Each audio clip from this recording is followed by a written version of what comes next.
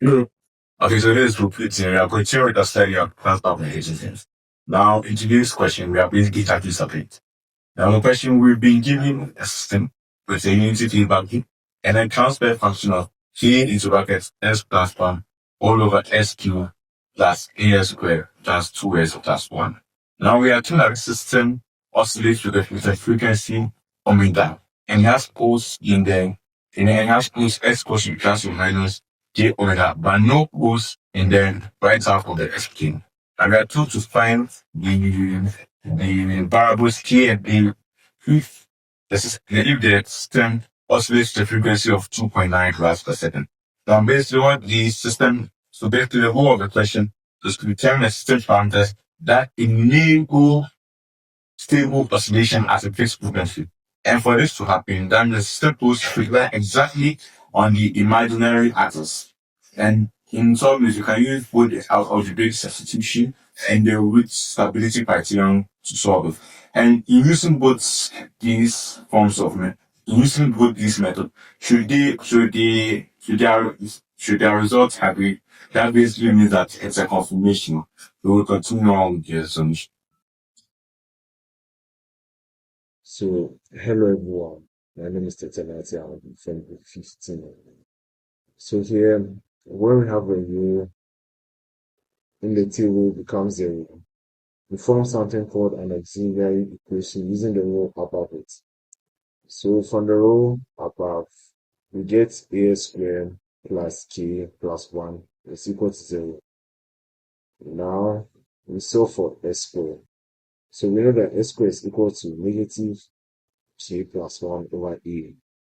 Next, we substitute s is equal to j omega because we are checking for oscillations. So now j omega squared is equal to k plus 1 over a. Since j omega squared is equal to negative omega, the equation now becomes negative omega squared is equal to negative k1 over a. So now omega squared is equal to k plus 1 all over a. If you are given omega to be 2, then 4 is equal to k plus 1 all over a. Finally, solving for a is equal to k plus 1 all over 4. And that's how we get a frequency condition from the auxiliary equation. Thank you. My name is Kapadoji and I'll be treating the system definition of the open loop transfer. So the function is given as G bracket open S is equal to K bracket open S plus 1 bracket close all over X cubed plus A S squared plus 2S1, where you have H of S is equal to 1.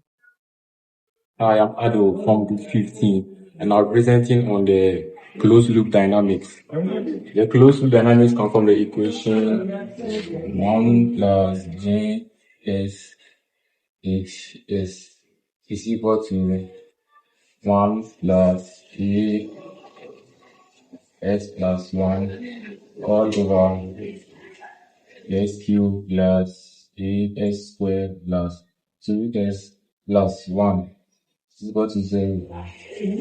Which give you 1, which give you s cubed plus as squared plus 2s plus 1 plus k bracket s plus 1 is equal to 0. So my name is Marianne from Group 15 and I'm continuing from here. So from here, you expand this carefully to get a good polynomial function. So grouping like terms, you get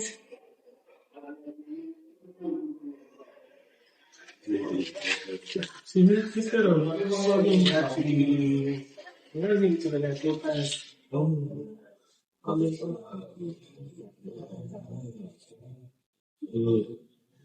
This is what I will explain that So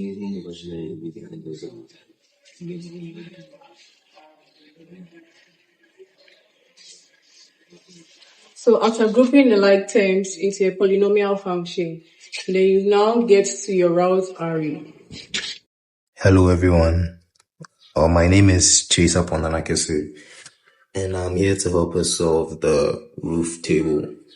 So we first take a look at the polynomial s raised to the power 3 plus as squared plus into bracket k plus 2 all multiplying s plus into bracket k plus 1 is equal to 0.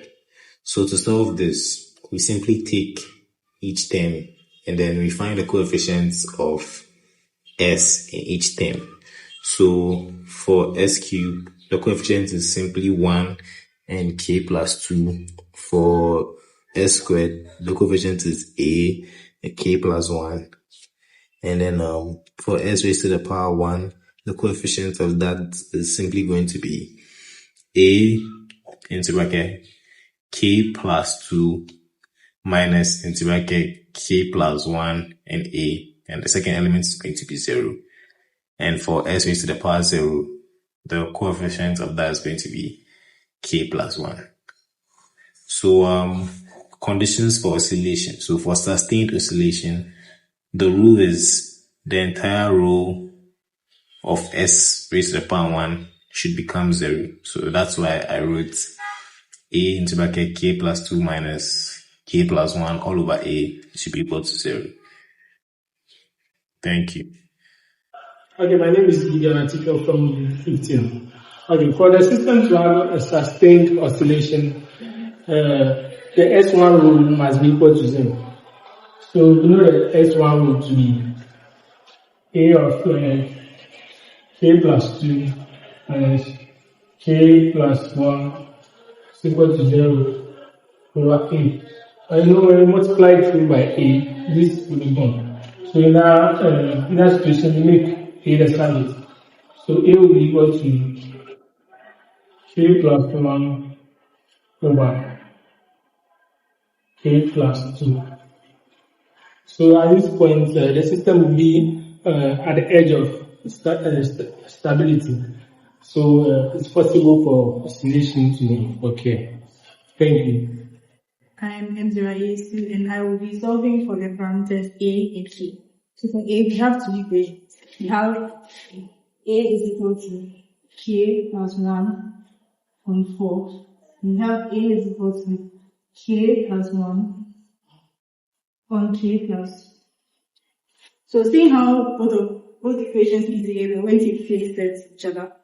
So we have K plus 1 on 4 is equal to K plus 1 on K plus 2. See, as we have K plus 1 here and K plus 1 here, we're just going to represent them by 1.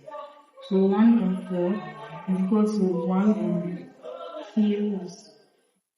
So now we're going to equate the denominators to each other and use that to find K. So we have K 4 on 3. 4 equals to K plus 2. We're going to take this on this one.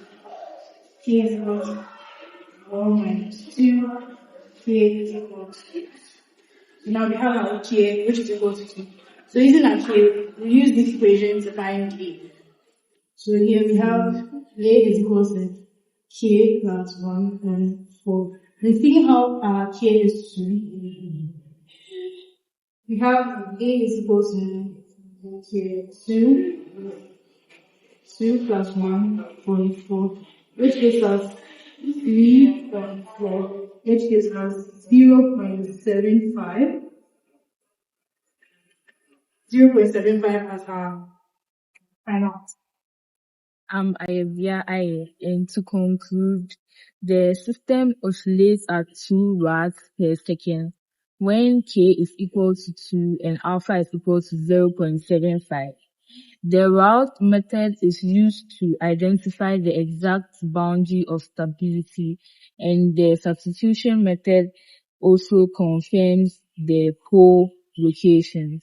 So agreement between these methods is not redundancy, but it's a structural verification. Thank you.